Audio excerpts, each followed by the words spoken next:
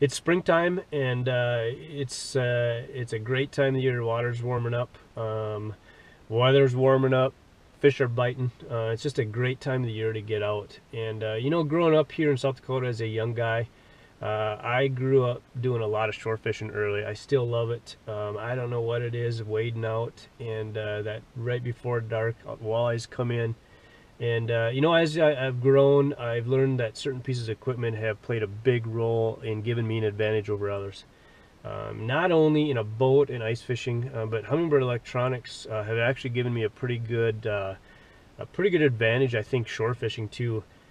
I actually use them a lot for shore fishing. To, for instance, in this case tonight, I pulled up on this shoreline. Wind's blowing in, so it's a great piece of shoreline to fish. But what I did is I put up my Humminbird 688 with my Lakemaster Map, and I wanted to see what was out in front of me. I do know that in front of me there's a pretty good drop off here that drops off pretty fast. Obviously it's rocky by looking at the shoreline, so I'm going to fish here instead of maybe 50 yards down. Here in South Dakota, with all the new flooded lakes the last 10 years, we've got a lot of flooded roads, we've got a lot of flooded terrain that you know, we can see on the Lakemaster Map now, and gives us a big advantage of knowing where to cast, and maybe a bigger advantage of where not to cast.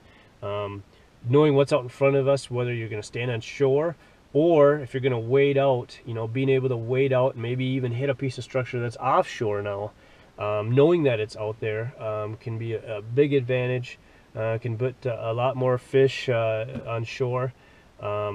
It's a piece of equipment that a lot of people think can only be used or is used ice fishing or in a boat, but I have found to have one with you, shore fishing can be a big advantage. Very easy to look for a certain piece of structure you might be looking for.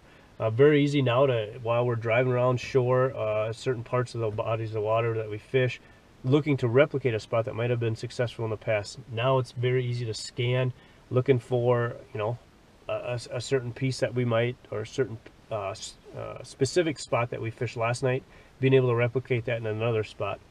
Again, it's just looking for that little advantage that may produce or may give you a little bit of an edge.